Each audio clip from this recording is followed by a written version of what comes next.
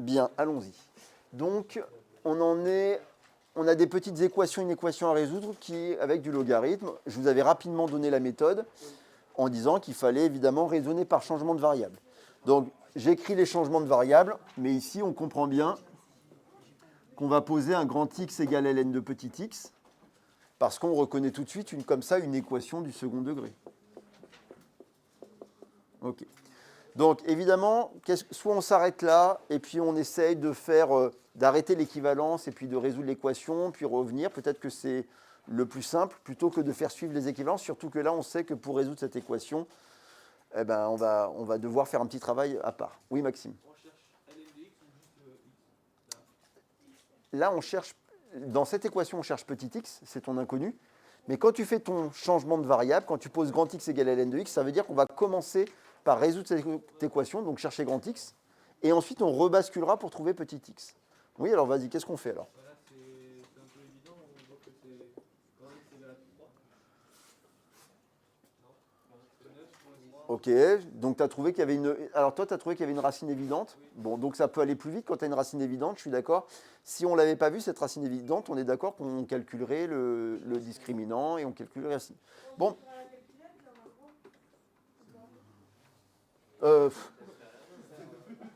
Tu veux dire quand tu as une racine évidente?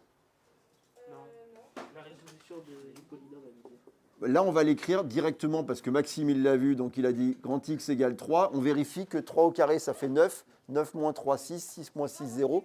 Ça marche. Tu n'as qu'une seule technique, c'est avec 1. Quand 1 est racine, c'est la somme des coefficients qui doit faire 0. Là, on voit que 1 n'est pas racine parce que 1 plus moins 1 moins 6, ça ne fait pas 0. D'accord? Mais tu n'as pas une technique pour chacune des valeurs, des racines évidentes. Donc x égale 3, mais dans ce cas-là, je peux faire suivre mon équivalence, où grand X égale combien? Et là, c'est facile, vous regardez le moins 6, vous savez que le produit des deux racines doit être égal ici à moins 6, parce qu'il y a un coefficient A qui vaut 1. C'est clair ou c'est pas clair ça? Je redis. Je le remarque ici, mais ne l'écrivez pas. X carré moins x moins 6, rappelez-vous que quand 3 est racine, ça veut dire que c'est factorisable par x moins 3. Et donc, c'est très simple de voir qu'obligatoirement, ici, de savoir ce qu'on met là, ben, s'il y a du moins 6, c'est le résultat de moins 3 fois quelque chose, moins 3 fois plus 2, qui fait moins 6. Mais ça signifie que dans ce cas-là, la racine, c'est moins 2. Hein, parce que ça, c'est x moins moins 2. Donc, c'est pour ça que la deuxième racine, c'est moins 2. Maintenant, ce n'est pas obligatoire de faire comme ça. Vous faites votre discriminant, vous calculez vos racines, ça marche bien, et vous trouvez ces deux racines-là. Bon. Une fois qu'on a fait ça, Maxime, on fait quoi là? Ben, c'est là où, en fait, il faut rebasculer sur ln de x et sur petit x. Il faut redire, ce grand x est le même que celui-là. Dire grand x égale ln de x et grand x égale 3 ou grand x égale moins 2, c'est équivalent à dire ln de x est égal à 3 ou ln de petit x est égal à moins 2. D'accord? Ensuite, on résout chacune de ces petites équations. ln de x égale 3, Anna? Oui, alors soit on l'applique directement parce qu'on considère... Soit, moi j'aime bien faire cette étape-là, mais elle n'est pas obligatoire, et x égale exponentielle de 3. Et la deuxième? On peut... Ah bon, un logarithme négatif, c'est possible? Bah si, bien sûr que c'est possible. C'était juste pour voir si vous tombiez dans le piège. C'est une exponentielle qui n'a pas le droit d'être négatif. Un logarithme a le droit d'être négatif. C'est le logarithme d'un négatif qui n'existe pas. Ce n'est pas la même chose. C'est x qui n'a pas le droit d'être négatif, mais le logarithme, il a le droit. Donc, bah oui, ça c'est pareil. Hein, c'est exponentielle de ln de x égale exponentielle de moins 2, c'est-à-dire x égale exponentielle de moins 2. Un logarithme, une autre manière de le voir, vous connaissez la courbe représentative du logarithme, et vous voyez bien qu'un logarithme, il peut être négatif. D'accord? Un logarithme, il peut être négatif, il suffit que x soit entre 0 et 1. Donc, il n'y a pas de problème d'avoir un logarithme négatif. Oui? Mais la courbe là du logarithme, elle s'arrête un peu vers moins 3, j'ai l'impression. Je sais pas trop. Elle s'arrête vers moins 3, laquelle tu parles? Voilà, celle-ci là. Ici là, elle s'arrête du coup à gauche. 3. Quoi en moins 3? Non, Ah, ici, ok. ça s'arrête vers là, je crois. Et du coup, par exemple, un logarithme égale moins 4, ça pourrait... Bah, elle s'arrête pas, hein. Ah ouais? Elle tend vers moins l'infini, et comme c'est défini sur 0 ouvert, plus tu te rapproches, plus tu descends. Ok, mais sur la calculatrice, elle s'arrête net. Bon, si tu zoomes et si tu rezoomes dans ta zone, tu vas voir qu'elle continue. Zoomé, ça marche pas. Alors, tu es peut-être sur la limite de ta calculatrice, mais c'est quand même étonnant. Parce que si tu tapes ln de 0,001, c'est un nombre tout petit. Elle va te le calculer, ça va être... Donc peut-être que ça, c'est la limite de la représentation graphique. Hein. Ok? Bien, on a terminé ou pas? Bah oui, on a terminé. On a trouvé les valeurs de x qui rendaient vrai ça. Donc l'ensemble solution, c'est exponentielle de 3, exponentielle de moins 2.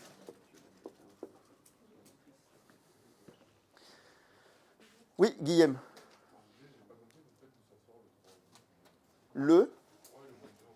En fait, c'est un peu comme si on avait résolu cette équation du second degré directement. Maxime, il a dit que ça se voyait que 3 était racine, parce que 3 au carré moins 3 moins 6, il a tout de suite vu que ça faisait 0. Et si tu ne l'as pas vu, ben, tu calcules ta ABC, tu calcules ton delta, tu calcules tes racines, ton delta va être positif, et tes racines, ce sera 3 et moins 2. D'accord? Tu peux l'avoir fait à part ton travail de calcul. Bon, puisqu'il l'avait fait, moi j'ai suivi ce qu'il avait fait. Bien. C'est bon? On passe à l'inéquation. Bon, l'inéquation fait exactement le même changement de variable, c'est-à-dire x égale ln de x, et x carré plus x moins 6, strictement négatif. Mais cette fois, on a une inéquation. OK? Donc, qu'est-ce qu'on fait? On va faire le tableau de signes de cette fonction, de cette fonction polynôme du second degré. Anna, qu'est-ce qu'on fait? En disant que là, c'est quand même une inéquation du second degré. Enfin, c'est une inéquation. On fait normalement, c'est à partir du tableau de signes qu'on peut donner l'ensemble solution. Oui, Elven?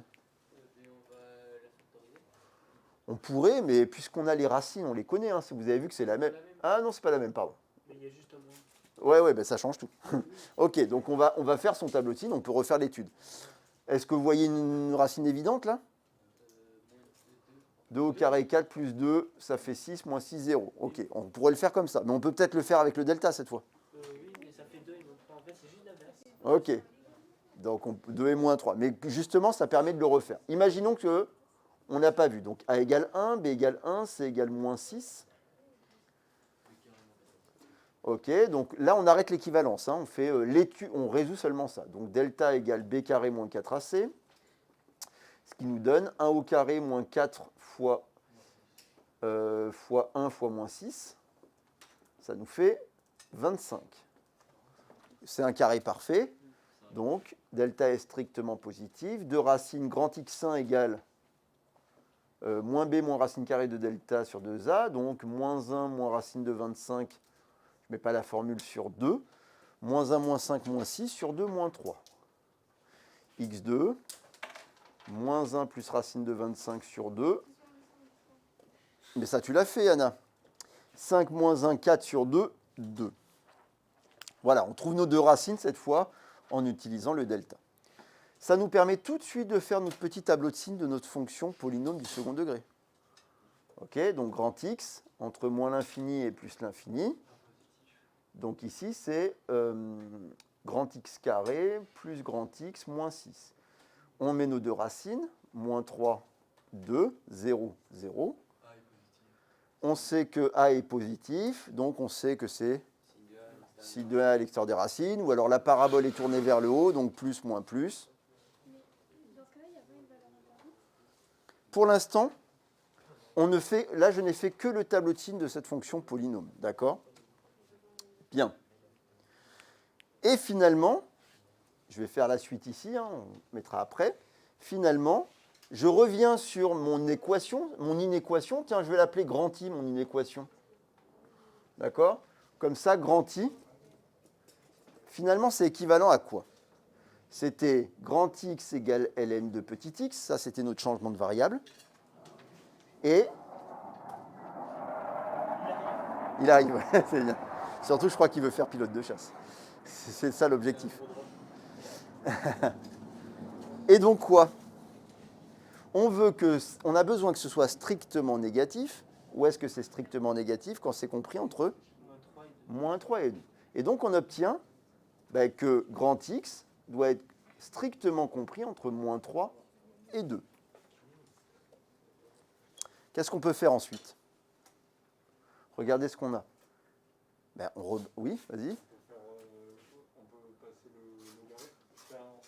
En haut, du coup, on met E de x. On rechange de... Mais non, on rechange de variable. On fait exactement ce qu'on a fait ici. Tout à l'heure, on avait encore notre accolade parce qu'on avait notre changement. Mais une fois qu'on a trouvé les valeurs possibles pour grand X, on a rebasculé sur ln de petit x. Là, on peut faire pareil. Ce grand X, on sait qu'il est entre moins 3 et 2 et que c'est ln de x. Donc ça veut dire ln de petit x est strictement compris entre moins 3 et 2. Ça veut dire que notre inéquation du départ, elle est équivalente à cet encadrement-là. Alors, qu'est-ce qu'on fait ensuite? Mais là, je comprends. Ouais, vas-y. J'ai compris l'astuce, mais j'ai du mal à basculer de grand X à ln de x. Bah. Ah oui. Grand X, c'est lui. Tu sais qu'il est entre moins 3 et 2, et tu sais que grand X, c'est ln de x. Ouais, okay. Donc, ça veut dire qu'ln de petit x est entre moins 3 et 2. L'idée, c'est toujours de se ramener à petit x. C'est ça, notre inconnu. Oui, Thomas. Exponentielle de x est croissante, du coup on fait exponentielle de x de tout et ça change pas le signe. On applique la fonction exponentielle à chacun des termes de cette double inégalité, de cet encadrement, parce que l'exponentielle est strictement croissante, donc ça ne change pas l'ordre, et on obtient qu'en fait, petit x va être strictement compris entre exponentielle de moins 3 et exponentielle de 2. Pourquoi on met des parenthèses à l'intervalle? Au nom de l'intervalle, là pardon, ça c'était le nom de... Pardon, je n'aurais pas dû écrire l'équivalence, mais ça, c'était juste... Je lui donnais un nom à cette inéquation. Des fois, souvent, on met grand E pour le nom d'une équation. Tu vois, j'aurais pu l'appeler grand E, cette équation. Mais comme là, j'arrivais à garder mes équivalences, en termes de rédaction, je n'ai pas besoin de lui donner un nom. Là, le fait de lui avoir donné un nom, pourquoi j'ai fait ça? Parce que là, on a fait tout un travail qui n'était pas suivi d'équivalence, tu vois. On en était arrivé à ça. Et moi, j'ai envie d'arriver à l'étape d'après. Donc, je dis, mon inéquation grand I, elle est équivalente à ça. D'accord? C'est bon? Du coup, on met deux points après le i. Ça veut dire A pour équation. C'est pas juste si on met une équivalence? Si, mais c'était une manière plutôt de dire, je nommais cette inéquation. J'aurais plus mis 2 points. C'est comme si je lui donnais un nom à cette inéquation. Parce que vu qu'on l'avait utilisé pour... Vas-y. Parce que là, on l'avait utilisé pour repartir. Exactement. En fait, normalement, je voudrais partir de là. Pour continuer mes équivalences en termes de rédaction, tu vois. Je ne peux pas dire, parce que si je pars de ça, soit je réécris cette étape-là, mais moi, c'est cette inéquation que je veux résoudre. Donc, en lui donnant un nom, ça me permet de repartir en disant, maintenant, mon inéquation grand I, là, elle est bien équivalente à ça, et je continue. C'est juste de la rédaction. Alors, ça vous paraît peut-être... mais en fait, dans le supérieur, on va être assez attentif qu'on ne mette pas des équivalences n'importe où. Partir d'une équivalence comme ça sans rien, une équivalence, c'est toujours entre deux choses. Donc, on ne peut pas partir de l'équivalence comme ça, alors qu'entre-temps, on a fait une petite étude. Ou alors, ça, vous le faites à côté, et comme ça, vous suivez votre équivalence. Ici, on n'a pas eu besoin parce qu'on a suivi des équivalences tout au long. Bien. Qu'est-ce qu'on écrit à la fin? L'intervalle, ce serait Surtout, il nous faut un ensemble solution. Grand S égale ouvert. l'intervalle ouvert, exponentielle moins 3, exponentielle de 2. Vas-y, Guillaume, tu avais une question? Ça a servi à écrire ça. Si tu veux, comment est-ce qu'on passe de x carré plus x moins 6 négatif? Qu'est-ce que ça veut dire pour les valeurs de grand X? Toi, tu as besoin d'avoir des informations sur grand X, autrement dit, de résoudre cette inéquation, parce que grand X, c'est ton ln de x qui t'intéresse. Tu vois? Et donc, le fait de faire ton tableau de signes, ça a permis de savoir, tiens, quand est-ce que cette expression est strictement négative? C'est quand grand X est entre moins 3 et 2. Et donc, on peut le remplacer par grand X compris entre moins 3 et 2. Ça ne servira à rien d'écrire un ensemble solution maintenant, parce que ce n'est pas vraiment cette inéquation qui vous intéresse, c'est celle-là. Donc, l'idée, c'est de remplacer cette inéquation, ou cette inégalité, par ça. Parce que ça part que de grand X, ça part pas de x carré, c'est juste grand X. Et comme ça, on peut remplacer par ln de x. D'accord? Bon, ce n'est pas la seule manière de présenter ça. Moi, j'aime bien présenter ce type de résolution comme ça. On fait le dernier. Donc, on a cette fois, on s'aperçoit que, tiens, il n'y a plus de logarithme, que des exponentielles. Cette inéquation en exponentielle, on ne pouvait pas la résoudre l'année dernière. On en a résolu, mais pas celle-ci. Donc, je vais lui donner un nom, on va l'appeler grand E. Ok, oui. C'est possible de faire le ln du tout? Le ln. Non. Non. Alors, en fait, c'est... Aujourd'hui, dans la partie cours, on va voir quelles sont les propriétés algébriques du logarithme. Et tu verras que le logarithme de a plus b plus c, ou même a plus b, on s'en fiche, eh ben, ça donne rien du tout. Le logarithme d'une somme, ça donne rien. Autrement dit, si tu avais le logarithme d'exponentielle de a plus exponentielle de b, par exemple, eh ben, ça élimine pas tes exponentielles parce que nous, la seule chose qui élimine des exponentielles, c'est le logarithme d'exponentielle de quelque chose. Là, c'est une somme de deux exponentielles, et comme une somme de deux exponentielles, ce n'est pas une exponentielle, on ne peut rien faire. Donc, essayons pas d'appliquer des propriétés d'abord qu'on n'a pas encore vues, et en plus, elle ne marchera pas ici. Oui, mais ça, on n'a pas encore vu. Il faut qu'on en parle aujourd'hui, de ce qu'on a le droit de faire en termes de propriétés avec le logarithme. Donc, on va voir ça aujourd'hui. Pour l'instant, il faut faire autre chose. Qu'est-ce que vous avez fait? Est-ce que vous avez bloqué sur celle-là? Mais moi j'ai fait comme Thomas, j'ai tout remplacé par le ln, c'est ça? Eh oui, mais ça ne marche pas. Il faut penser à autre chose. Ça va être... Oui, alors vas-y, Elven. On sait que quand une exponentielle elle a un facteur multiplicatif, par exemple, on peut aussi le mettre en puissance. Ok, donc ça, tu nous l'as transformé en... E de x et exponent 2, plus E de x. Ça, c'est les propriétés, on est d'accord, de l'exponentielle qui permet de faire ça. Et ensuite, changement de variable, on reconnaît, on l'a déjà fait ça, hein, avec les exponentielles. Mais je ne pouvais pas mettre n'importe quelle équation, alors que maintenant on peut, inéquation, alors que maintenant on peut quasiment mettre n'importe quoi. On va voir après pourquoi. Donc, on change de variable. De quoi? Est-ce que c'était la seule façon? Ben oui, Si on met plus 6 égale quoi, on remplace par ln. toujours pas. Tu ne pourras pas appliquer au logarithme d'une somme de deux trucs, il ne se passera rien du tout, parce que ln de a plus b, ben, c'est rien du tout. D'accord? Donc, grand X égale exponentielle de petit x cette fois, et donc ça nous donne x carré plus x moins 6 négatif. La bonne nouvelle, c'est la même inéquation. On ne va pas refaire ça. On a déjà notre tableau de signes, hein, d'accord? Ok, donc... Je peux continuer cette fois mes équivalences. Ça fait grand X égale exponentielle de X. Et je reprends directement, grand X doit être entre moins 3 et 2, puisque c'est exactement la même chose. Hein.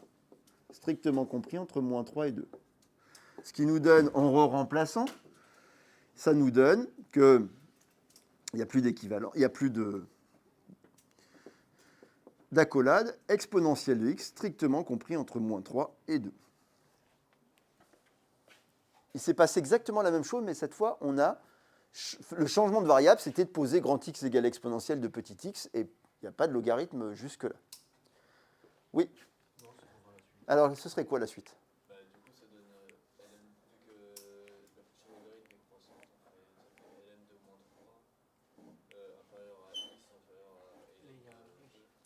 à ln. Et là, on a un problème. Ben oui, il y a un problème. Le problème, c'est C'est moins 3. ln de moins 3 n'existe pas. Le logarithme n'est défini que sur 0 plus l'infini.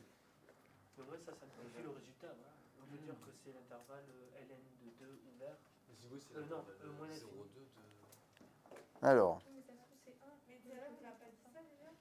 non, tout à l'heure, on a appliqué, on était sur l'intervalle moins 3, 2, le logarithme étant strictement croissant, l'exponentielle étant strictement croissant sur l'intervalle moins 3, 2, on pouvait appliquer de l'exponentielle partout. Parce que l'exponentielle est définie sur R. Là, ici, on doit appliquer du logarithme. Le logarithme, il est bien strictement croissant, mais il n'est pas défini sur R. Donc, on ne peut pas appliquer le logarithme de moins 3. Mais, Regardez cette inégalité-là. Oui. Pourquoi on peut l'enlever, cette inégalité? Parce qu'une exponentielle étant strictement positive, elle est toujours strictement plus grande que moins 3. C'est comme si on disait que ça, c'est toujours vrai. Et si c'est toujours vrai, la véracité de ce truc-là ne dépend pas de ça qui est toujours vrai. Donc il est équivalent, il ne dépend que de x strictement plus petit que 2. Il dépend que de ça. Vas-y, si tu as une question, c'est le moment, Emma. Ou Maxime. Comment, il veut savoir comment on passe de la première étape là, ce qu'a fait Benoît là. De là à là?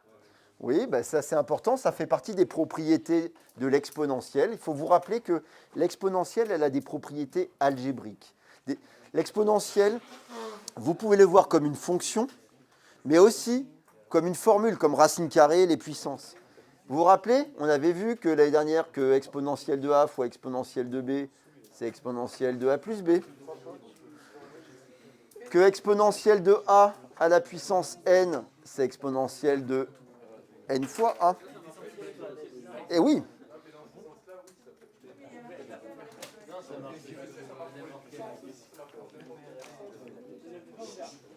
Oui. Là, tu vois bien que j'ai utilisé n'importe quelle puissance. Du coup, exponentielle de 2 fois x, je peux l'écrire exponentielle de x au carré. Eh bien, ça m'a permis... À quoi ça a servi? Ça a permis de reconnaître une inéquation du second degré par changement de variable. Tu vois bien que le carré, il ne se voyait pas là. Alors que là, on s'aperçoit qu'en fait, il n'y a que d'exponentielle de x, mais là, il est tout seul, et là, il est au carré, et donc on reconnaît une inéquation du second degré. Par changement de variable, on peut résoudre. D'accord? Bien. OK. Alors, je reviens ici, maintenant qu'on est revenu à exponentielle. Oui. Mais parce que on serait bien embêté. En fait, quand tu veux passer à petit x, puisque là c'est x qui nous intéresse, il va falloir qu'on applique du logarithme. Le logarithme de moins 3 n'existe pas. Tu te rappelles que ton logarithme, il est défini seulement sur 0 plus l'infini. Donc ln de moins 3, ça ne marche pas. Mais en fait, ça ne pose pas de problème, parce que dans cet encadrement, cette inégalité-là, elle est toujours vraie, parce qu'une exponentielle, on sait que c'est toujours strictement positif. Donc en particulier, c'est plus grand que moins 3. Si ce truc-là est toujours vrai, en gros, ça veut dire que cette expression mathématique, cette assertion mathématique, elle est équivalente uniquement à celle-là, parce que c'est toujours vrai. C'est un peu comme si je te disais, si je te dis, j'essaie de réfléchir, x carré égale 7 et moins 3 est égal à moins 2, moins 1. Ok, ça c'est une phrase mathématique. Je cherche les valeurs de x, ok, qui rendent vraie l'égalité. Tiens, même, regarde, je vais faire encore plus simple, je vais faire ça. Et x égale x. Cette phrase-là, quand je cherche les valeurs de x, celle-ci, cette égalité étant toujours vraie, en fait, elle n'apporte aucune information et problématique sur la vérité de cette assertion. Quand est-ce que ce truc-là est vrai? X égale x, ça c'est toujours vrai. Donc on dirait que ça, c'est la même chose que de chercher quand est-ce que x carré est égal à 7. Ce truc-là n'apporte rien. C'est exactement pareil de cette inégalité-là. Elle n'apporte rien, elle est toujours vraie. Si ce truc-là était toujours faux, dans ce cas-là, ça, ce serait toujours faux. Mais si c'est toujours vrai, dans ce cas-là, la problématique ne vient que de exponentielle x strictement plus petit que 2.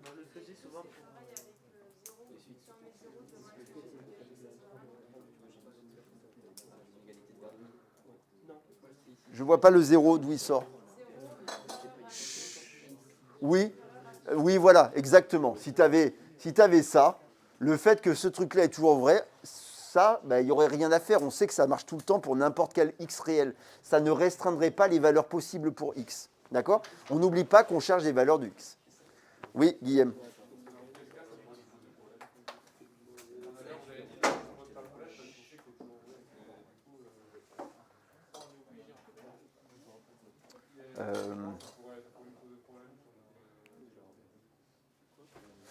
Je vois, c'est un exemple qui serait, ça serait très différent parce que ici, on a besoin, pour trouver x, d'appliquer le logarithme.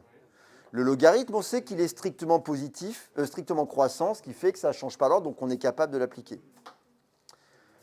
Si ce nombre-là était strictement positif, tu appliquerais ton logarithme au 3, ça marcherait. S'il est strictement négatif, c'est toujours vrai, donc ça n'apporte rien, donc on peut se ramener seulement à ça. Donc je ne vois pas de cas, en tout cas proche de ces cas-là, où ça pose problème. Mais ça nous simplifie, si tu veux, notre recherche de x. On n'a plus ce problème-là de cet encadrement. C'est tout. Mais disons que si ça aurait posé problème, ça n'avait moins 3 et moins 2, par exemple. Si on avait moins 2 ici, on dirait « Ah, mais ça, c'est toujours faux, une exponentielle. » Et dans ce cas-là, il n'y aurait pas de solution, c'est terminé aussi. Hein. Et bien là, ce serait complètement faux parce que tout serait faux. Et dans ce cas-là, on dirait qu'il n'y a pas de solution à cette inéquation-là. Oui, voilà, entre moins 3 et moins 2. Allez, on continue. Qu'est-ce qu'on fait pour résoudre ça? Après, c'est très facile. On applique le logarithme. Ça fait ln d'exponentielle x plus petit que ln de 2, c'est-à-dire x plus petit que ln de 2. L'ensemble solution, et on est vigilant parce que on est attentif là, l'ensemble solution. 0, ln de 2. Ben non, strictement plus petit qu'ln de 2. 0, ln de 2, fermé. Non. Là, on est en train de dire que l'ensemble des nombres solutions de cette inéquation, c'est tous les réels strictement plus petits qu'ln de 2. Donc, normalement, on devrait écrire moins l'infini ln de 2. Et c'est faux. Et oui, c'est faux. Ça veut dire qu'il y a un problème à un moment donné qu'il faut qu'on arrive à voir. Oui. Non plus. Enfin, pardon, 0 exclu quoi, 0 exclu? Oui, ce ne sera pas moins l'infini, mais 0 exclu. Et pourtant, ici, il n'y a absolument pas marqué 0. Hein. Ça veut dire qu'à un moment donné, dans notre équivalence, il y a un truc qui est faux, quelque part. En fait, l'ensemble des expansions est plus large que ln.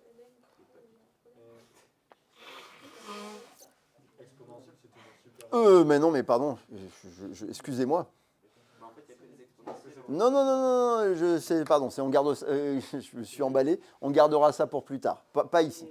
Non, ici, pas maintenant. C'est bien ça notre ensemble solution, il n'y a pas de problème. Du coup, il y a un problème, mais on ne le voit pas. Oui, mais on le verra sur d'autres exemples. Là, il n'y a pas de problème dans cet exemple. C'est quoi le problème? D'accord? C'est ça la solution?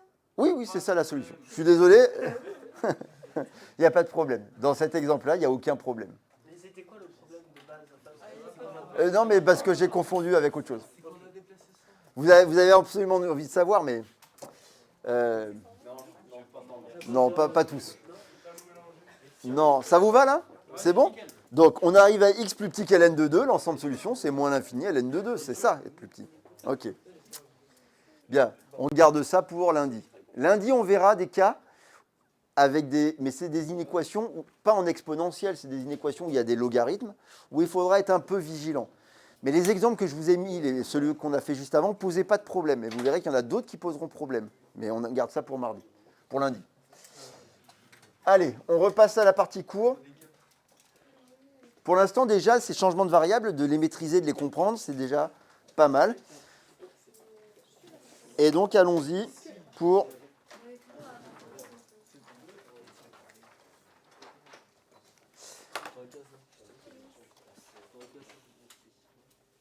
Et donc, on va passer à ce qu'on appelle les propriétés algébriques du logarithme.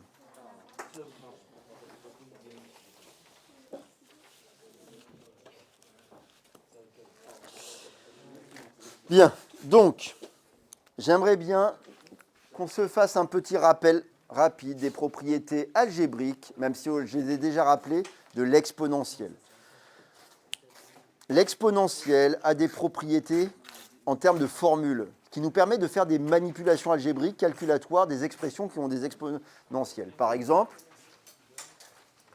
si je dois les résumer, La plus connue, celle qu'on a vue en premier, même si je l'écris directement avec la nouvelle écriture des exponentielles, c'est l'exponentielle de... Je ne sais plus dans quel sens vous voulez qu'on le mette, mais on peut mettre exponentielle de a fois exponentielle de b. C'est l'exponentielle de a plus b. L'exponentielle de a sur l'exponentielle de b, exponentielle de a moins b. 1 sur exponentielle de b, exponentielle de moins b. Qu'est-ce qu'on a d'autre? Exponentielle de a fois parenthèse A à la puissance n, exponentielle de n fois a. Bon, voilà à peu près nos propriétés de l'exponentielle. Ça, c'est ça qu'on appelle les propriétés algébriques. Eh bien, le logarithme a aussi ses propres propriétés, qui ne sont pas les mêmes. Donc, allons-y pour la première.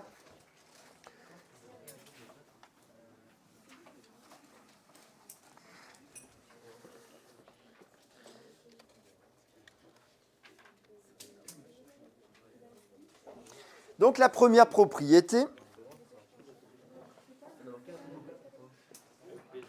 Alors, j'aimerais bien qu'on reparle de cette propriété-là. Cette propriété, on regarde s'il vous plaît. Je vais l'écrire dans l'autre sens. Exponentielle de a plus b, c'est l'exponentielle de a fois l'exponentielle de b. Valable pour n'importe quel réel a et b.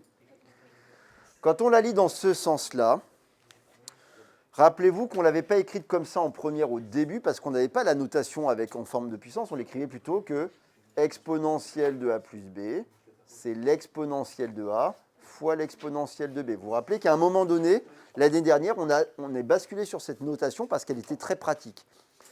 Mais en vrai, c'est comme ça qu'on a commencé par poser l'exponentielle. Sa première notation, c'était exp, comme ça.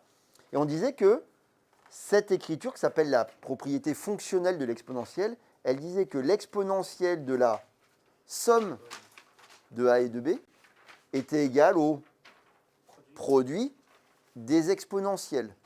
L'exponentielle, on dit qu'elle transforme la somme en produit, puisque quand on a l'exponentielle d'une somme, ça devient un produit de deux exponentielles. Le logarithme est la fonction réciproque de l'exponentielle, et donc il a une propriété complètement inversée.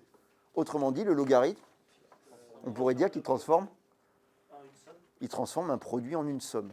Et c'est d'ailleurs une des raisons pour lesquelles il a été inventé, le logarithme. C'est le logarithme qui a été inventé en premier, qui a été défini en premier. Il a été défini pour deux raisons. La première raison, c'est de transformer les grands nombres en petits nombres. Pourquoi?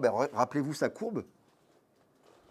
Regardez, quand je veux l'image, si vous voulez, le logarithme d'un très grand nombre, ici, ça ne va pas monter, vu que la courbure, elle est comme ça, la courbe, elle est concave, etc. Ça monte très, très, très doucement, et de plus en plus doucement. Donc, quand vous tapez le logarithme de 10 000, c'est un nombre qui est petit. Le logarithme de 1 million, c'est un nombre qui n'est pas très grand non plus. Hein, les images, elles sont petites. Donc, la première utilisation du logarithme, c'est de transformer les grands nombres en petits nombres. Et la deuxième, c'est de transformer les produits en sommes. Parce que, surtout quand on a des grands nombres, si j'ai des grands nombres et que je les multiplie, j'obtiens des nombres encore plus grands. Hein, quand vous faites 10 000, quand vous faites 4 000 fois 7 000, ce n'est pas des nombres très grands, mais on sait que le produit des deux, on est déjà de l'ordre du million. D'accord? 1000 fois 1000, ça fait 1 million. Ça monte très très vite, la multiplication. Et bien, le logarithme, il va transformer les produits en sommes.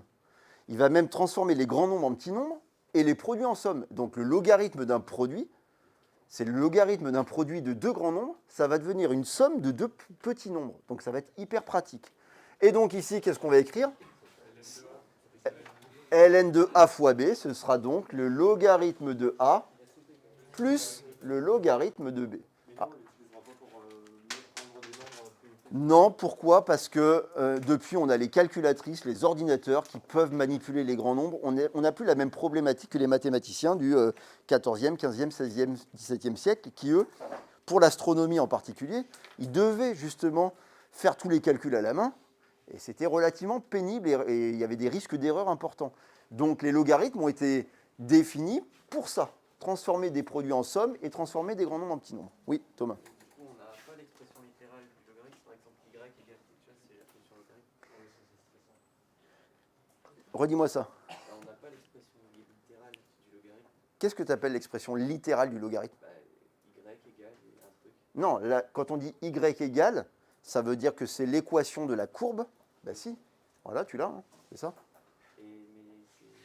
exponentiel, il y a le petit e avec le truc. Ah, tu veux dire une autre notation pour le logarithme, c'est pas la même chose.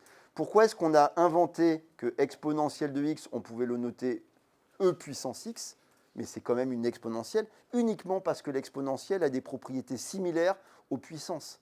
Parce que ces formules-là, vous les connaissez depuis la 4e ou la 3e, quand on disait a puissance n fois a puissance m, ben c'était a puissance n plus m.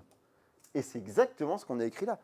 C'est uniquement pour cette raison, enfin pour différentes raisons, que l'exponentielle peut être notée sous forme d'une puissance de e, du nombre de nœuds pairs. Le logarithme, ben, il n'a pas du tout ces propriétés-là, et donc on ne va pas pouvoir lui inventer une nouvelle notation. Donc pas d'autre formule que ln pour le logarithme népérien. Colline. Ça veut dire que le logarithme de base 10, il a les mêmes propriétés que l'exponentielle, mais pas le logarithme népérien. Non, le logarithme de base 10, il a les mêmes propriétés que le logarithme népérien. Le log, comme ça, c'est ça? Oui. Eh bien lui, log de x, comme ça, ce n'est qu'un autre logarithme, mais tu n'as pas d'autre notation que log.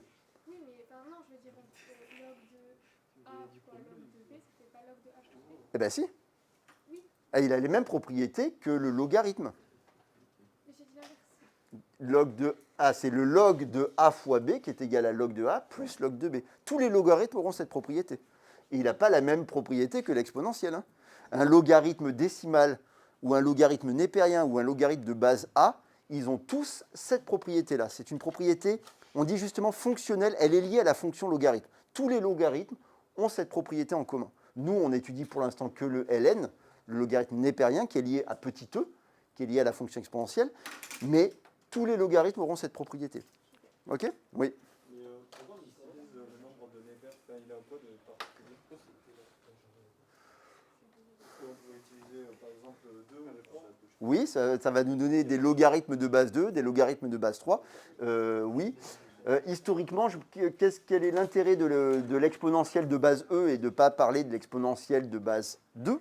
Parce que ça, c'est une exponentielle de base 2, ce n'est pas une puissance.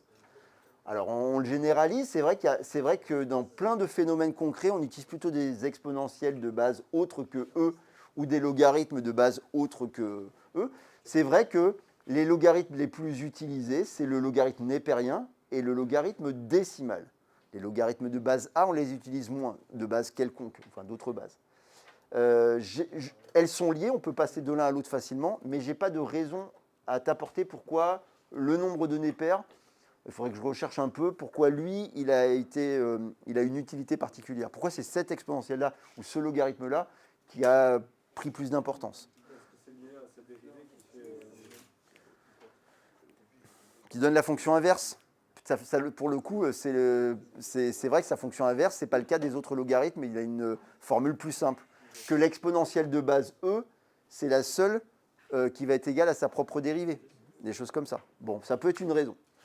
Je veux qu'on fasse la démonstration, parce que c'est bien beau d'avoir dit ça, mais ce n'est pas suffisant. Alors, l'année dernière, vous avez normalement, mais on se rappelle que peut-être que vous étiez à distance plus ou moins, enfin je ne me rappelle plus, mais vous avez démontré cette formule, qui est la formule avec les exponentielles, le fait que l'exponentielle transforme, donc on disait, les sommes en produits. La démonstration, elle prend une page, elle utilise les fonctions, on dérive, on fait des tableaux, etc. pour être capable de prouver ça. Il faut poser des nouvelles fonctions. D'accord ? Elle y est, par exemple, vous vous rappelez, je vous avais mis tous les cours de première à disposition sur Champomat, tous les cours en virtuel que j'avais fait d'il y a 2 ans. Donc, en fait, elle y est. Elle doit prendre, il y a bien, je sais, de mémoire comme ça, il y a bien 1 heure de démonstration pour être capable de trouver cette formule. Toutes les autres sont très faciles à démontrer, elles se démontrent à partir de celle-là. Mais c'est celle-là qui est difficile.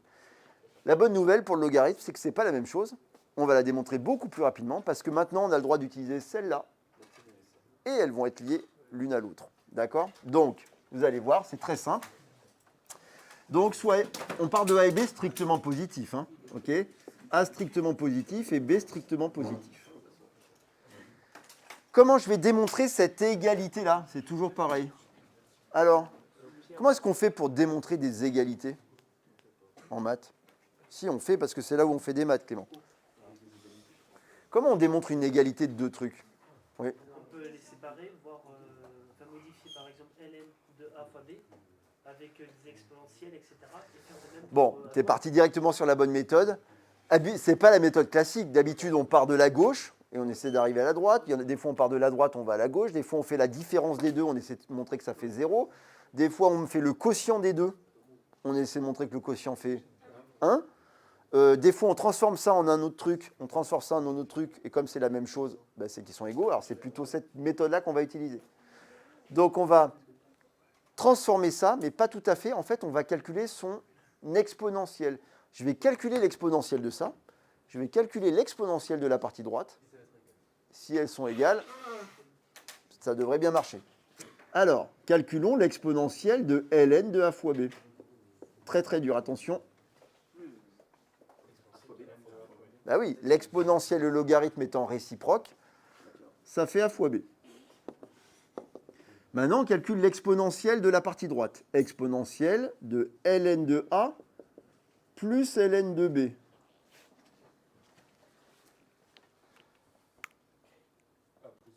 Non. Vous n'avez le droit d'enlever les exponentielles et logarithmes que quand vous avez l'exponentielle d'un logarithme, ce qui n'est pas le cas. Là, on a l'exponentielle d'une somme de deux logarithmes. Ce n'est pas la même chose. Non, non, mais on a le droit de faire des petites étapes quand même. Pas directement le bon résultat. Oui. Est-ce qu'on peut dire que c'est exponentielle de ln a Fois ou plus. fois.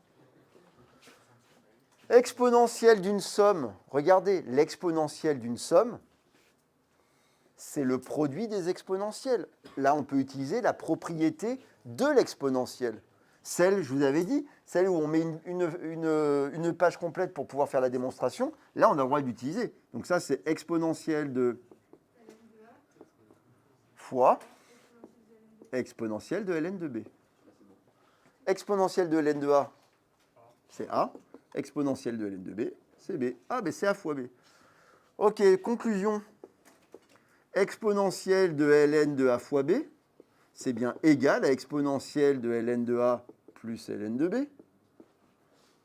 Et donc, on a l'égalité de deux exponentielles. Et si on a l'égalité des deux exponentielles, ben, c'est que les deux nombres sont égaux. Donc, on vient de démontrer que ln de a fois b, on peut en déduire que ln de a fois b, c'est ln de a plus ln de b. Et ça y est, c'est démontré. La fameuse propriété fonctionnelle du logarithme qui serait valable pour tous les autres logarithmes. Donc, si vous avez un produit dans un logarithme, vous pouvez remplacer ça par une somme des logarithmes. Colline ? Si on faisait les petits trucs mathématiques, c'est donc une application, mais ça ne pourrait pas être une expérience. Alors, en vrai, ici, tu as raison, chaque don peut être transformé en une implication, mais si tu mets une équivalence entre ces deux-là, c'est juste. Quand tu as l'égalité de deux nombres, c'est bien équivalent à ce que c'est leurs exponentielles, donc on peut remonter. Donc on pourrait mettre une équivalence. Sauf que comme on veut prouver une formule, c'est bien, on part de choses qui sont vraies, d'accord, et on en déduit la formule qu'on veut démontrer. Bien. Donc ça y est, on a une formule qui est un peu similaire à celle-là. Regardez, je l'écris là. ln de a fois b égale ln de a plus ln de b. Et évidemment, si l'exponentielle a d'autres propriétés, ben le logarithme aussi a d'autres propriétés. Donc on va pouvoir démontrer et calculer, enfin donner toutes les autres propriétés. Oui. Alors, on continue. Hop. Et on va, voilà les autres propriétés. Oui. Et pour la somme ln de a plus b, ln ça... de a plus b, ça fait rien du tout. Exactement comme quand tu as exponentielle de 3 fois 5, ben, à part exponentielle de 15, ça fait rien. Et bien ln de 3 plus 5, ça fait rien non plus. D'accord ? Oui, voilà, c'est tout ce que ça peut faire. Tu ne peux pas l'exprimer en fonction de ln de 3 et de ln de 5.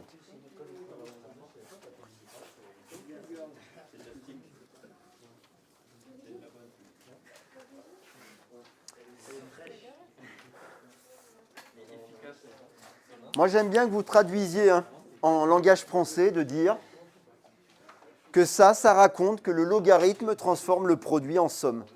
Le logarithme du produit, c'est la somme des logarithmes. Avoir en tête ça. Les maths expertes, est-ce que vous connaissez une autre notion mathématique qui a exactement la même propriété? De transformer les produits en somme. D'avoir ce truc-là d'un produit, ça fait la somme de ces deux trucs-là. Non. Un truc que vous avez fait. Vous êtes sûr qu'on l'a fait? Oui. Franchement, les gars. Non, que les maths expertes. C'est pour ça que je Le parle. truc avec les sinus et les cosinus? Non. Une autre notion mathématique qui a la même propriété que le logarithme, c'est-à-dire qui transforme un produit en somme. Tu vois, le logarithme d'A fois B égale la somme des logarithmes. Ça, c'est quelque chose qui est moins fréquent en mathématiques. Ça marche. Les propriétés similaires à l'exponentielle de transformer une somme en produit, déjà, ça marche pour toutes les puissances, donc c'est un truc qui est plus commun. Mais transformer le produit en somme, c'est plus rare, sauf pour... Combinaison linéaire? Non. Nombre complexe. Oui, ça, c'est dans les nombres complexes. Ah non, c'est dans les nombres. Mais on a fait que ça, ça. Bah oui, c'est... On a vu les Mais non, il a conjugués. dit que c'était pas avec sinus et cosinus. Les formes complexes. Ouais, avec les arguments. Oui, c'est l'argument. Rappelez-vous, l'argument de z fois z', C'est l'argument de Z. Ah oui. Et c'est pareil pour la division aussi. modulo de pi, bien sûr. Il y a un petit modulo de pi en plus, mais ça transforme bien le produit en une somme. Alors, pour ceux qui ne font pas maths expert, ça ne vous parle pas. Ça, c'est des angles, c'est des histoires d'angles, d'accord? Et donc, les nombres complexes, en fait, c'est très simple. Un nombre complexe, bah, par exemple, là, il y a z. Bah, ici, il y a z'. Ok, c'est comme des points du plan, même si ce sont des nombres, ils se trouvent quelque part dans le plan. Ok, donc, quand on fait z fois z, en fait, l'argument de z, c'est facile, c'est cet angle-là. C'est lui, argument de z. Et l'argument de z', c'est lui. Ok, c'est une histoire d'angle, d'accord? C'est un angle. Eh bien, l'argument de z fois z', où est-ce qu'il se trouve, z fois z'? Eh bien, il se trouve sur un angle où c'est la somme des deux angles. En gros, je fais cet angle-là plus cet angle-là, donc je me retrouvais à peu près... Donc ici, je vais me retrouver, je refais un petit angle là, à peu près par là. Ça, c'est la somme des deux angles. Et votre z', il est quelque part par là. Alors, il est où exactement? C'est facile. Rappelez, pour les autres, les maths expertes, il faut le trouver avec le module. On sait que le module de z fois z', c'est module de z fois module de z'. Autrement dit, pour savoir où est-ce qu'il se trouve, le module, c'est la distance à 0. C'est ça le module, c'est la distance. Donc, à quelle distance à l'origine il se trouve? À 0. Ici, ça, c'est 3 et ça, c'est 5. Il se trouve en 3 fois 5, 15. Donc, il va se retrouver par là, mais ici, là. Voilà, z fois z', il est là, ce complexe. D'accord? Non. J'ai jamais dit qu'il y avait pi sur 4 et pi sur 4. Argument de z, il est là, et l'argument de z', il est là. Quand tu fais ça plus cet angle-là, tu arrives à cet angle-là. Tu reportes celui-là ici. Tac. Tu vois, ton argument de z, tu le remets là. Et là, tu as ton argument de z' plus argument de z, il est là. Et son module, c'est le produit des deux, donc il se trouve à 15, donc il est assez loin. D'accord? Bon, bref, c'était une petite parenthèse, mais pour vous dire que l'argument, il a les mêmes propriétés que le logarithme. Il transforme les produits en somme. Ça va? Bon, on referme la parenthèse parce que... Voilà. Alors, ça y est, vous les avez complétés? Pendant que je parlais, là, pendant la parenthèse. Non, Guillaume, je sais que tu les connais. Tu leur laisses le temps de les faire? Allez. Au créer un papier, vous me les complétez toutes? C'est un oubli, on fait comme si c'était un argument. Et oui, maintenant que vous savez ça, donc l'argument de 1 sur z, C'est moins. oui, pour vous, vous apprenez cela. Non, il faut que tu retiennes que le logarithme fait toujours le contraire de l'exponentielle. Donc si tu connais tes petites propriétés d'exponentielle, genre, tiens, l'exponentielle de l'opposé, c'est l'inverse de l'exponentielle. Donc le logarithme fait le contraire. Par contre, la racine carrée de 1, elle n'a pas eu l'argument. Donc, ça, on pourrait dire c'est le logarithme de l'inverse. Ça, c'est ln de 1 sur b, on pourrait dire c'est le logarithme de l'inverse de b. Donc le logarithme de l'inverse, ça se transforme en opposé du logarithme. Donc, du coup, c'est quoi l'opposé du logarithme? Moins ln de b. moins ln de b. C'est ça l'opposé du logarithme. Le logarithme de 1 sur b, ça devrait faire moins ln de b. Et moins ln de b, c'est bien l'opposé du logarithme. Le logarithme...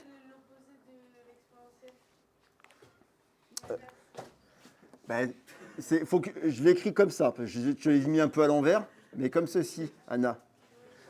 Là, tu peux bien dire c'est l'exponentielle de l'opposé de b. Et ça donne l'inverse de l'exponentielle de b. 1 sur exponentielle de b, ça s'appelle l'inverse. Comme 1 tiers, c'est bien l'inverse de 3. D'accord? Rappelez-vous, vous avez toujours tendance à confondre inverse et opposé, mais ça raconte des choses différentes, l'inverse et opposé. 1 sur b, c'est l'inverse de b. Moins ln de b, c'est l'opposé du logarithme. D'accord?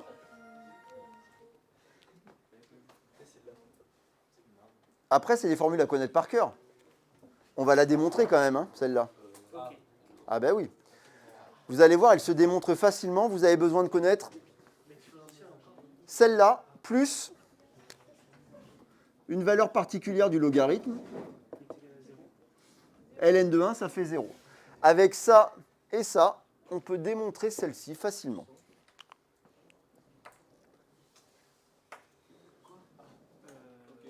Ok? Bah non. Bien essayé, Luc. Non, on va faire une pause après, d'accord? Donc, voilà, on continue. Oui, Colline.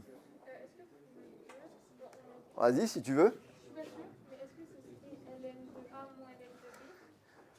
Si le logarithme transforme le produit en une somme, il y a de grandes chances qu'il transforme un quotient en une différence.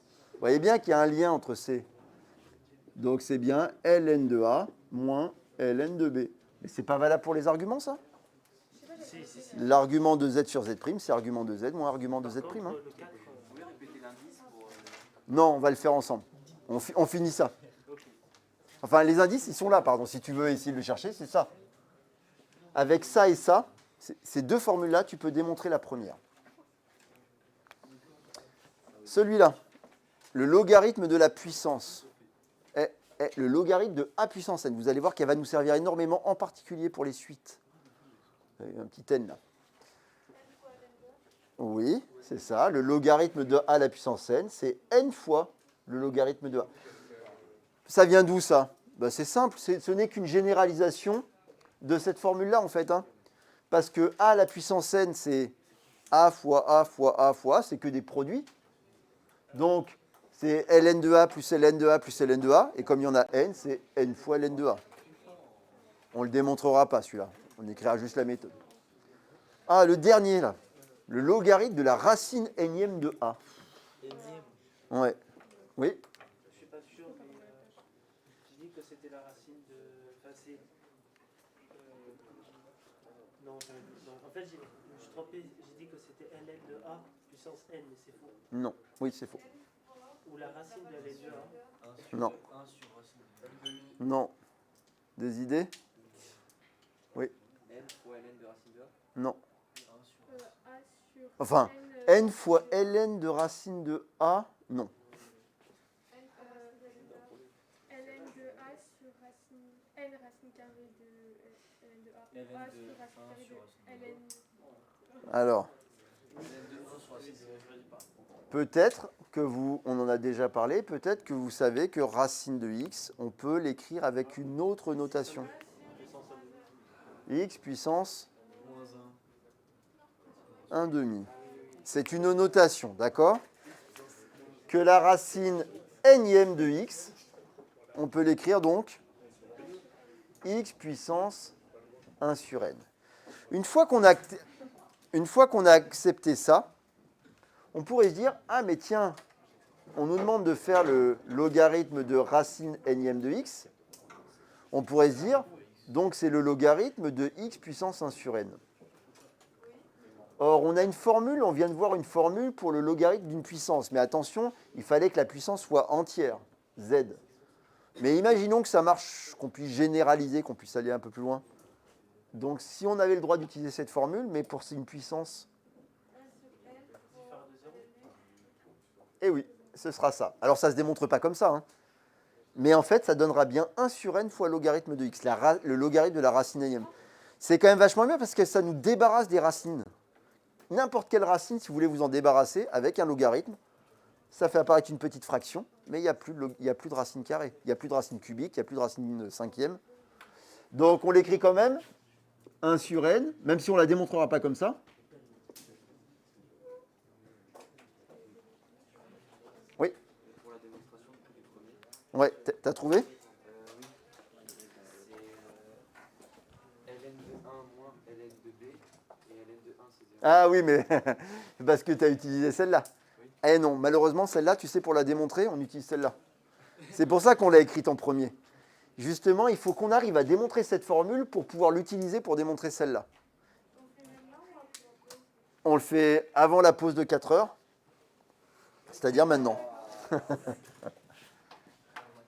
Si vous voulez faire pipi, vous allez faire pipi, mais on continue. D'accord? C'est bon? Bien.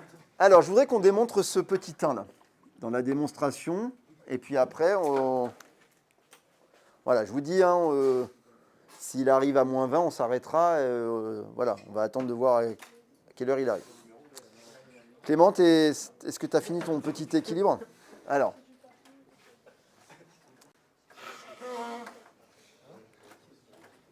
Mais on part de ln de 1 sur b. Vous vous rappelez, je vous ai dit qu'il y avait plein de méthodes pour pouvoir calculer, pour démontrer une égalité. Ben ici, la méthode qui serait la plus simple pour démontrer cette égalité, c'est de calculer la différence. Calculez-moi la différence, genre ça moins ça. Et on sait que si vous trouvez... Quand vous voulez démontrer que A est égal à B, vous savez que c'est équivalent à A moins B égale 0. Donc si on veut démontrer ça, on peut plutôt calculer la différence, et si on tombe sur 0, ça prouvera A égale B. Eh bien, calculez-moi ln de 1 sur B, Oui, mais c'est hyper pratique. Oui. et faites-moi la différence des deux, et vérifiez que ça fait bien 0. Hein? Ben oui, on a dit que c'était la petite astuce. Eh bien oui, on a le droit de l'utiliser, ça fait partie des choses que l'on connaît déjà.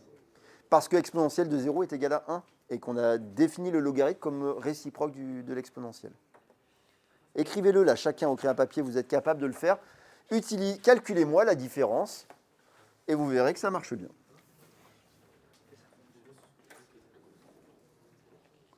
fait, il ne faut pas chercher loin, il faut essayer de... Il faut avoir des stratégies, c'est-à-dire il faut avoir des méthodes en maths. Si vous dites, quand vous êtes face à un problème, quelles sont toutes les méthodes que je connais pour démontrer ce truc-là, pour démontrer quelque chose qui ressemble à ça, comme une égalité, vous connaissez plein de méthodes pour démontrer une égalité. Pour l'instant, vous ne les avez pas listées, en fait. Non, voilà, c'est ça. Mais c'est à force d'en faire qu'on finit par se faire notre petite liste de méthodes. Comme quand tu veux étudier le signe d'une expression mathématique, tu sais que des fois, tu résous une inéquation, des fois, tu factorises pour faire un tableau de signes, et ça peut même arriver d'étudier les variations pour en déduire le signe. Rappelle-toi, on a déjà dit, tu as une fonction, tu veux connaître son signe? Oui, c'était avec les... Et en fait, on s'aperçoit que, tiens, si on étudie ces variations et qu'on tombe sur ça, c'est gagné. Toutes les images étant plus grand que 2, c'est strictement positif. Mais c'est une méthode qui est plus rare d'utiliser les... Parce que souvent, étudier les variations, passer par la dérivée, etc., c'est plus long. Mais j'ai une question. Est-ce qu'on pourrait lister toutes les méthodes pour au moins, du moins ces égalités? Non, je peux te lister toutes les méthodes qui me viennent à l'esprit, oui. Oui, voilà. Bien sûr. On peut en faire, c'est intéressant comme chose comme ça. On a une liste de démonstration de tous les chapitres. Oui, je sais, il y en a 4. Mais pour... Non, il parlait de démontrer une égalité. voilà. Hop, on liste toutes les petites techniques. Bah oui, ça, on pourra essayer de penser à des choses comme ça. C'est presque plus en prévision du supérieur. D'accord? Là, on est plutôt dans l'idée d'avoir des outils pour l'année prochaine. Oui. Bah, tu as une autre idée de ce que je propose, tu veux dire? Vas-y, montre-moi. J'ai fait ça, et du coup après je fais le produit, ça fait ln de 1, ça fait 0, du coup ça fait bien 0, et ça marche ça. Bah, c'est ce qu'on va faire, puisqu'on fait la différence.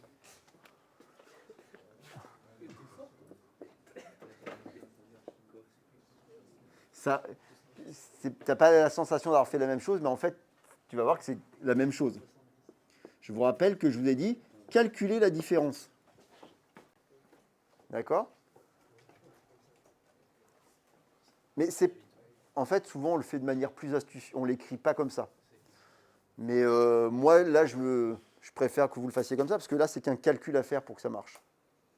Donc, C'est bon, tout le monde a réussi? Mais pas égal à 0. Et non.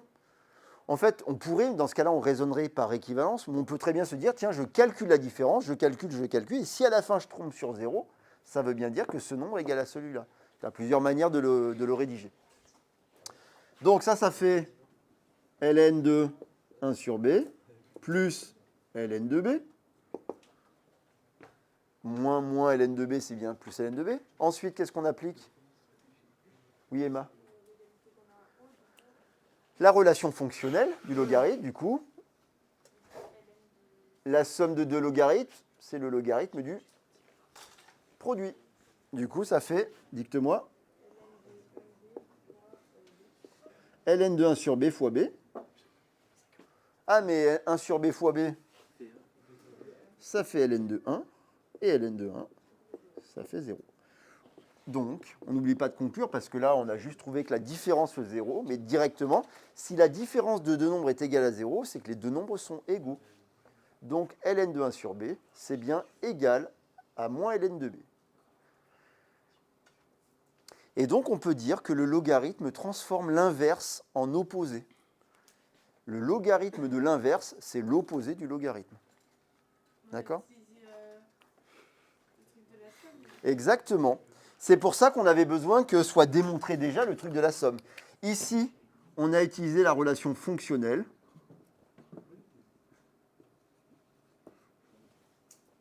C'est elle, là, la relation fonctionnelle, celle-là. Là.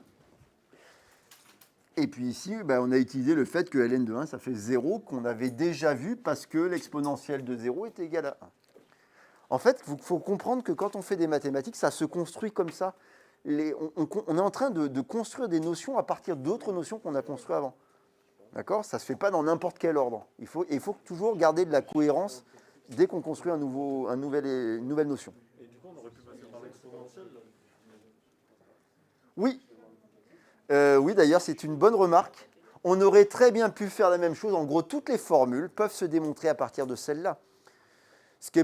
Mais c'est plus intéressant de se dire, bon, on a montré la première grâce à l'exponentielle parce que ça, là, c'est une démonstration compliquée. Maintenant, pour toutes les autres, on essaie d'utiliser les notions que l'on a juste avant. Je vous rappelle qu'il y a eu des programmes, il y a eu certaines années où c'était le logarithme qu'on faisait en premier et l'exponentielle qu'on définissait à partir du logarithme. Donc, si on était capable de définir le logarithme en premier, ça veut dire que tout doit pouvoir se démontrer sans parler d'exponentielle. Puisque c'est comme si l'exponentielle, pour les élèves, elle n'existait pas encore. Ils ne connaissaient que les logarithmes. Donc c'est pour ça qu'on démontrait la première formule par une autre méthode, sans l'exponentielle, et on démontrait ces nouvelles formules à partir de ces formules du logarithme. OK?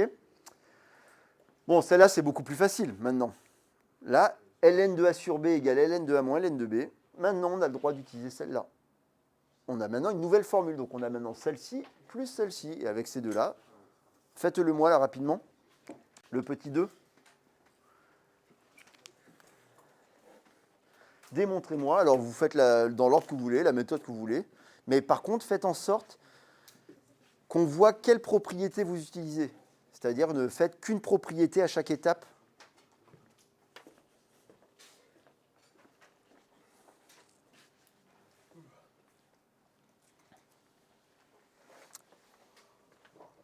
On ne démontrera pas les autres, on les acceptera et on passera à des petits exemples d'application parce qu'il faut maintenant après s'en servir. Mais on est d'accord que là, vous allez avoir une petite fiche avec un formulaire avec et les formules d'exponentielle et les formules du logarithme. Et la difficulté, c'est de ne pas tout mélanger. Hein, le risque, c'est évidemment d'inverser parce qu'elles se ressemblent.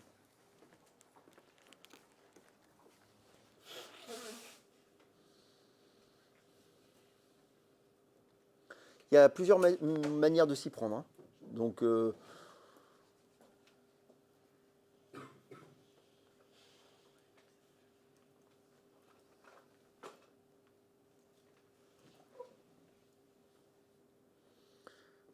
on part de la droite pour aller arriver à la gauche, on part de la gauche pour arriver à la droite. Déjà, ces deux manières-là, elles marchent bien.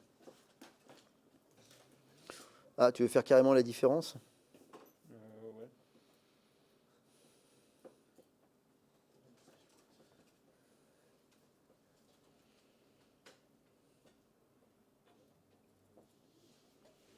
Je comprends pas ce que tu as fait. Du coup, là, j'ai utilisé le truc d'en haut. Ouais, mais pour le moins ln de a. Et du coup, bah, vu qu'il est négatif, Ouais.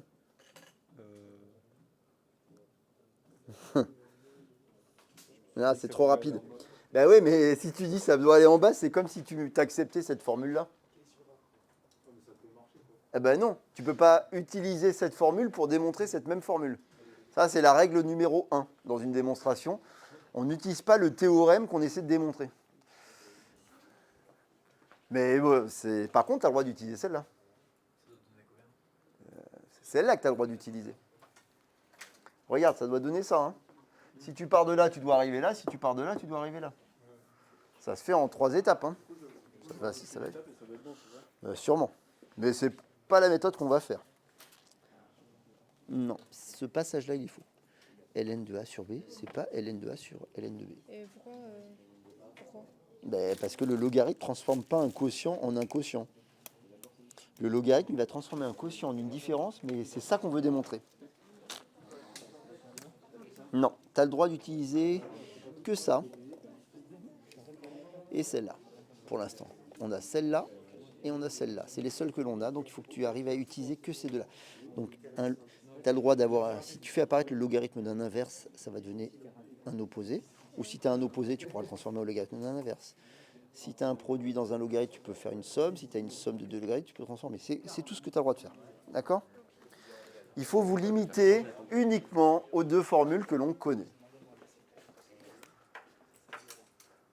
Je propose qu'on parte de la gauche. De là. ln de a sur b. Tout marche. Hein.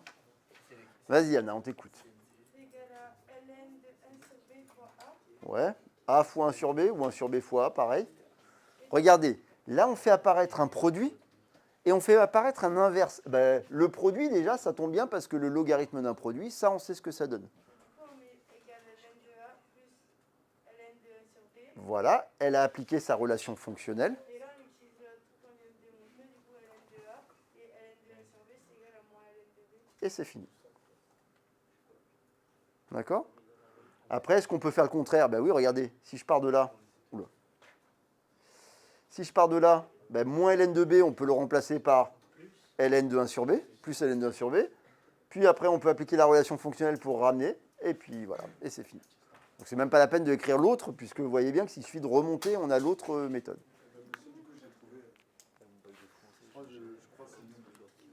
Oui, mais tu es d'accord que faire la différence ici, c'était peut-être pas ce qu'il y avait de mieux. Oui, mais sinon c'est ça. Exactement.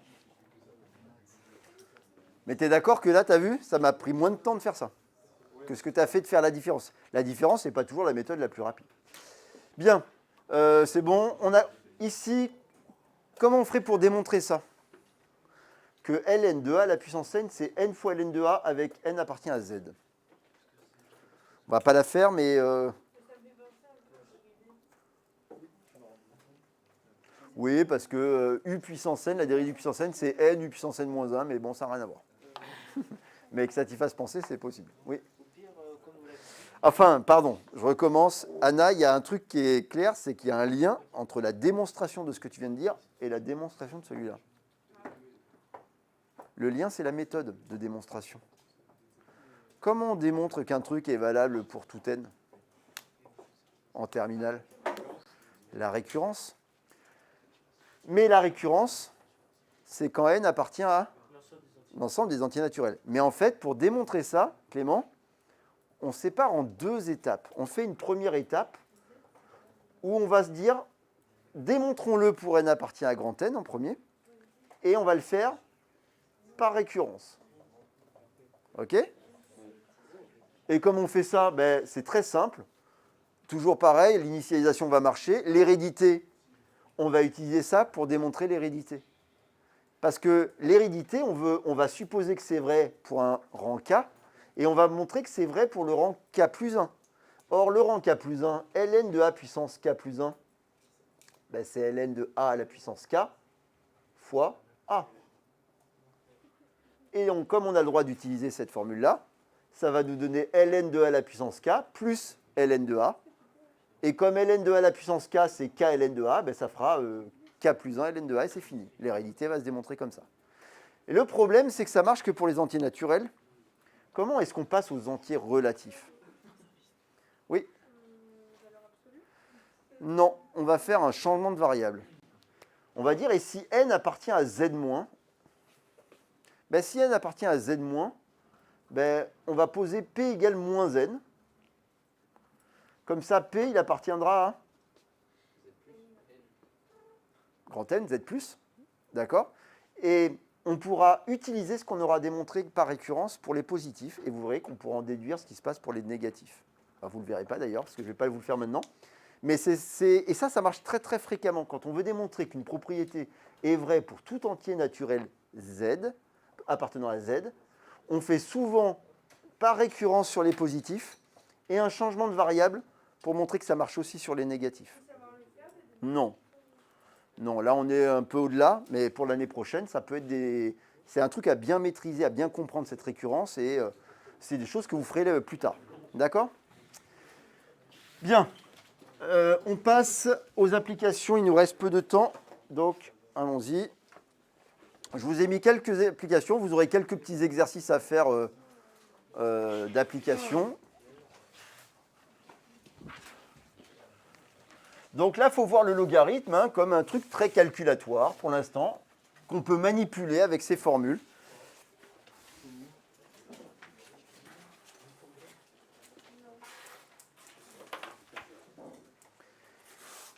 Bien, et donc on nous dit...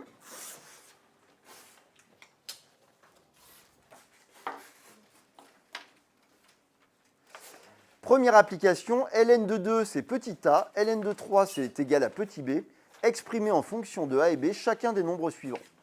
ln de 6, ln de 9, ln de 2 tiers, ln de 1 douzième, ln de racine de 12 et ln de 72. Il faut les écrire juste en fonction de a et b. Okay, donc là, c'est que de la manipulation de vos formules qu'on vient d'utiliser. Vous avez 2 minutes.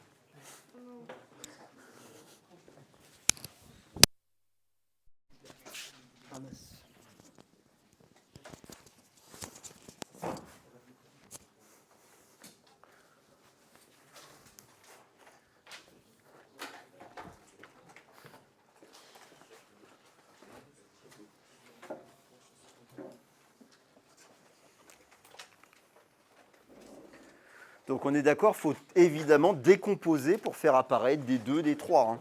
C'est ça qui nous intéresse. Ça doit se faire assez vite. Hein.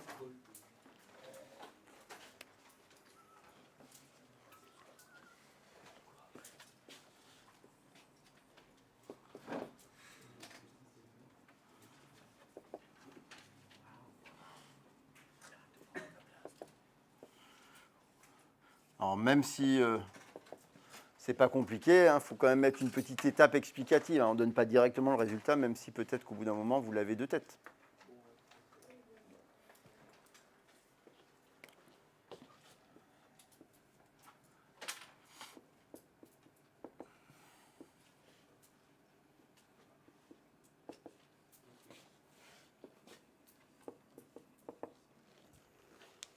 Donc tous ces nombres-là s'expriment juste avec a et b. C'est-à-dire il faut faire apparaître que des ln de 2 et des ln de 3 en fait. Hein.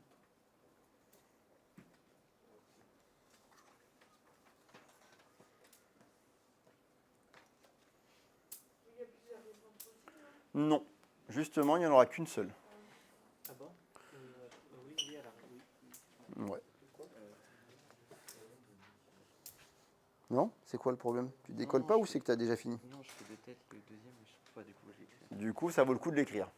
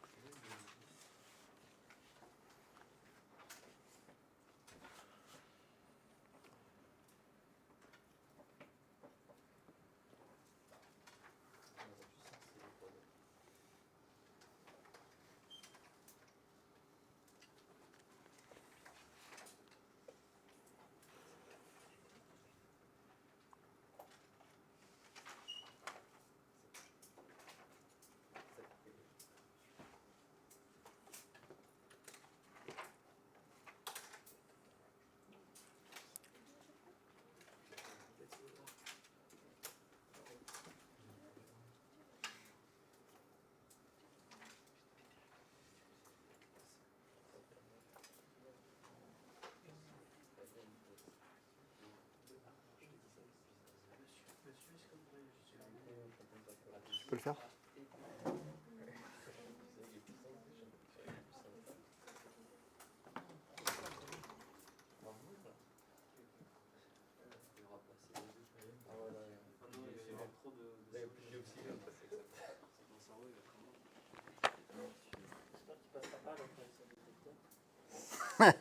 Ah, se faire engueuler.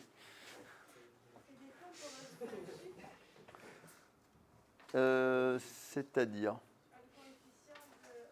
Ah oui, oui, quand on dit exprimer que en fonction de A et de B, ça veut dire que tu peux avoir 3A plus 2B. D'accord?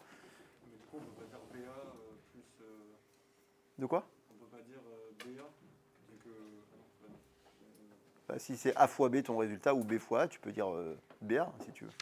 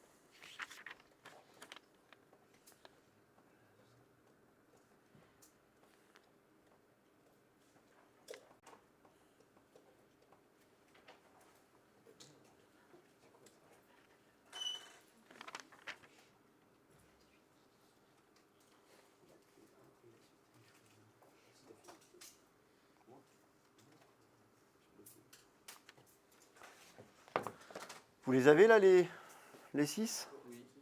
C'est bon? Allez, on y va, on les corrige. Erwan, le premier, ln de 6.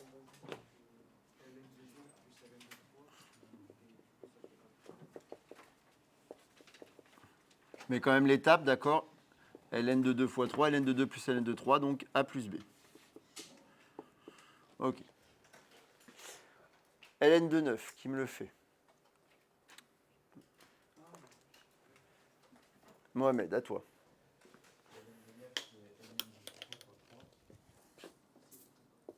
Je suis d'accord, et tiens, moi je vais même mettre ça, ça ne te dérange pas. 3 fois 3, c'est 3 au carré directement. Et donc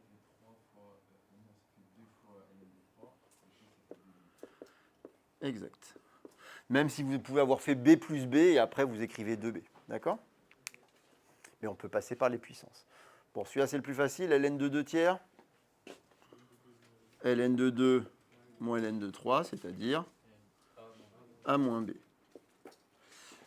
ln de 1 douzième. Jérôme.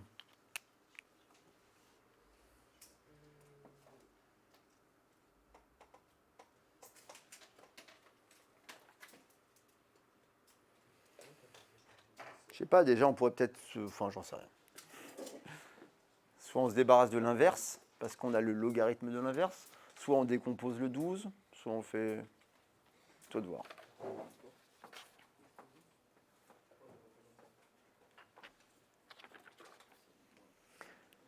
La première chose auquel tu dois penser, c'est que là, tu as le logarithme d'un inverse. Or, on a une formule avec le logarithme de 1 sur b. On a dit que c'était tout de suite moins ln de b. Donc, tu peux l'appliquer déjà, ça.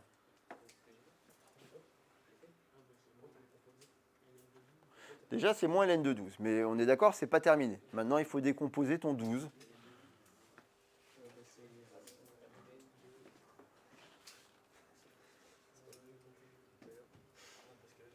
Il faut le décomposer en faisant apparaître que des 2 et des 3.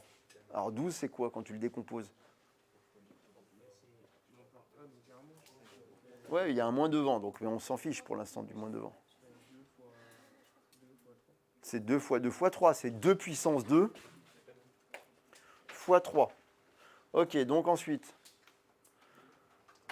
c'est un produit.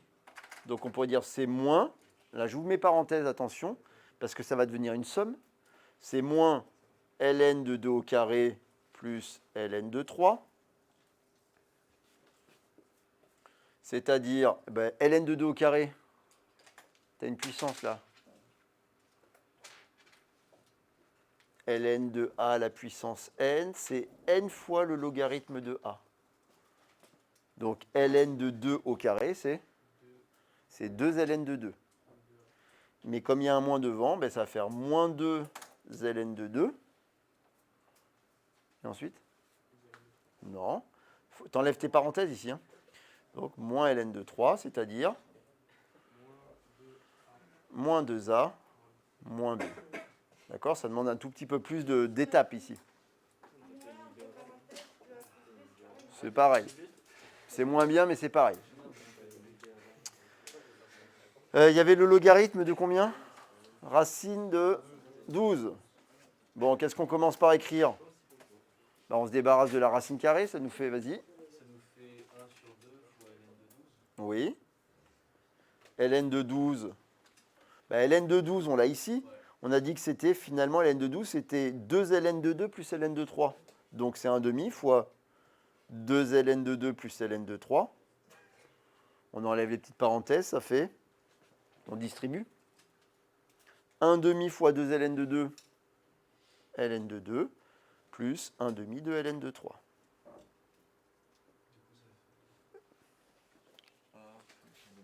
Ah oui, pardon. Et donc ça fait a plus 1/2 de b. Égale a plus 1/2 de b.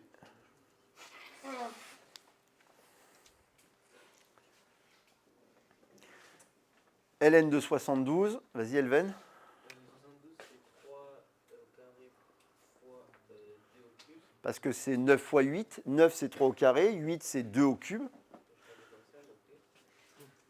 Pardon? Moi j'ai fait 12 fois 6. Oui, bah, il y a plein de manières de le faire, tu as raison. Du coup ça fait 2 ln de 3 et plus 3 ln de 2 et ça fait 2b plus 3. Ok. D'accord. Là, on est d'accord qu'on a appliqué deux formules en une. Quand on passe de là à là, le logarithme du produit donne la somme des logarithmes, et après le logarithme des puissances, ben, il y a le petit coefficient qui vient en facteur. Est-ce que sur un logarithme au carré, enfin pas à l'intérieur du logarithme, est-ce qu'il bascule comme... C'est une bonne question. Alors, si vous avez ça,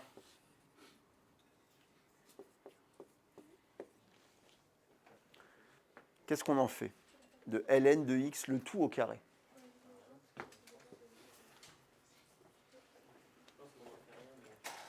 On n'en fait rien, pourquoi? Parce qu'un carré, c'est un produit de deux logarithmes. Est-ce qu'on a des formules sur les produits de logarithmes? Non, on ne sait rien. Nous, on ne sait faire que... on ne sait transformer que la somme de deux logarithmes ou le logarithme d'un produit. Mais le produit de deux logarithmes, on n'a pas de formule. Oui? Non. Comme tu n'auras jamais... Si par exemple, tu as ça, tu ne peux strictement rien faire. Eh bien, si tu as ça... Pardon. Si on a exponentielle de 2 plus exponentielle de 3, on ne peut pas transformer ça ne donne pas une exponentielle. C'est juste la somme de deux exponentielles. Donc ça, ce serait un résultat qu'on ne pourrait pas écrire autrement. Ben, pareil pour ça. Si vous avez ln de 2 fois ln de 3, vous ne pouvez strictement rien faire. Le produit de deux logarithmes ne donne pas un logarithme. D'accord?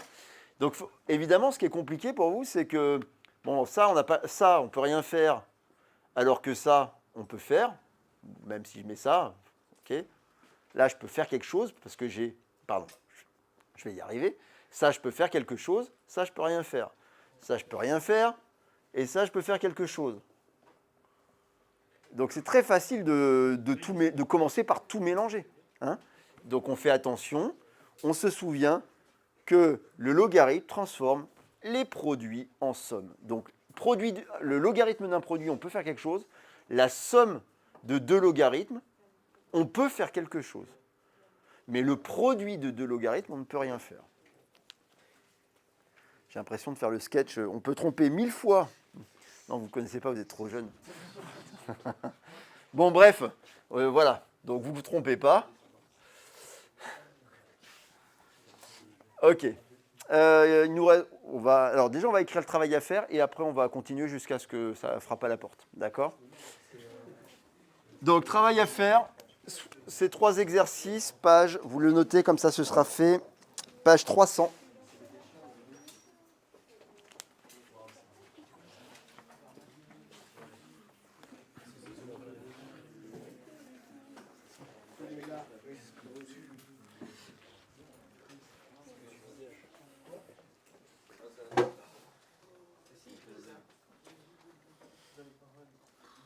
Donc vous avez compris qu'il faut croiser les doigts. Peut-être qu'on va terminer l'année sans masque à l'école. Bah, en tout cas, ils ont commencé à dire peut-être qu'au printemps, on n'aurait plus les masques obligatoires en intérieur. Alors j'espère qu'ils ne vont pas dire en intérieur, sauf en classe. les lycéens.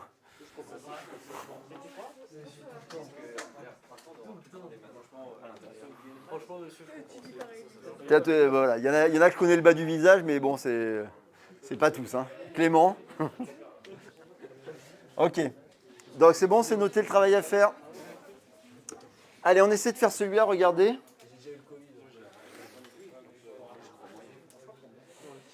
Simplifier l'expression suivante. Chut, on ne lance pas dans les débats. On revient aux maths. C'est toujours plus simple. Ok. Voilà une expression. Vous devez me la simplifier au maximum. ln de racine de 3 plus 1 plus ln de racine de 3 moins 1.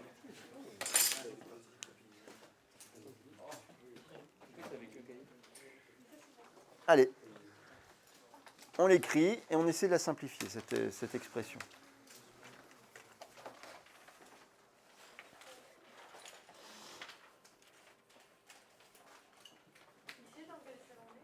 Oui, bah oui. Il était à votre place il y a moins d'un an.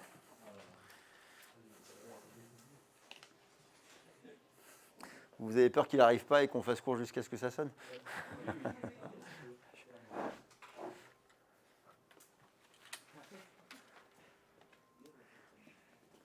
Donc là, vous avez le droit d'utiliser que les propriétés algébriques du logarithme.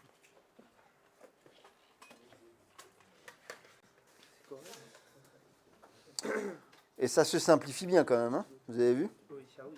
Ça marche bien. Bah, tu peux penser à la suite. Est-ce que... Ah non, on peut pas faire exponentielle de ça parce qu'il y a des sommes ici.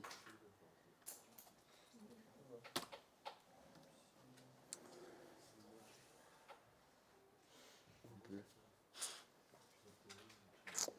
Tu as l'égalité de deux logarithmes. Tu peux passer à l'exponentielle, c'est ce qu'on fait habituellement. En plus, tu as un logarithme de chaque côté, là. Tu es d'accord? Oui.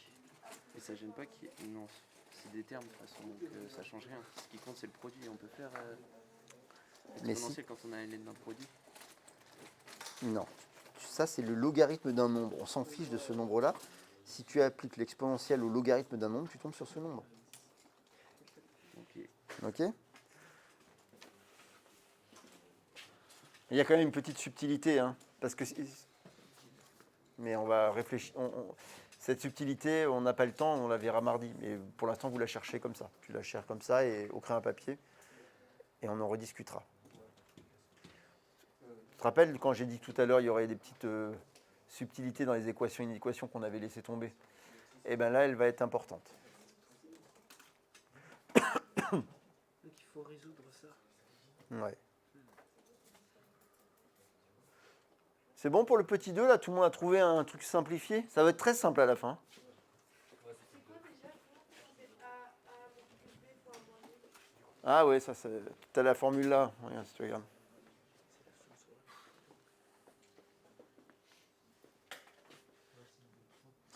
Ok, c'est bon.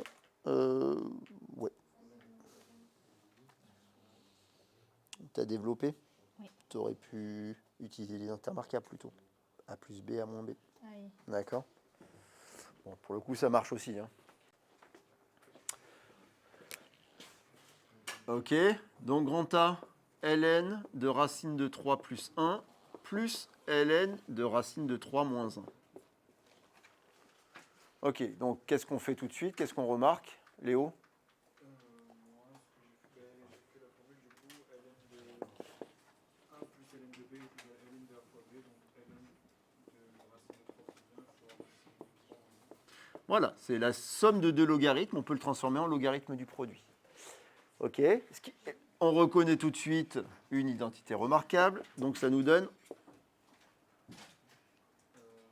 3 moins racine de 3 plus 1. non, là, toi, tu as fait de la distributivité. Bon, ça marche aussi, hein, mais A plus B, A moins B, c'est A carré moins B carré. Donc, c'est racine de 3 au carré moins 1 au carré, directement. Ce qui nous fait ln de 3 moins 1, ln de 2. D'accord? Non, c'est pas toujours A et B, là, on est dans un autre exercice. Tu mets pas ça. Si tu as un ln de 2 qui traîne dans un contrôle, tu mets pas A. Il s'appelle pas toujours A. Ok. Bon.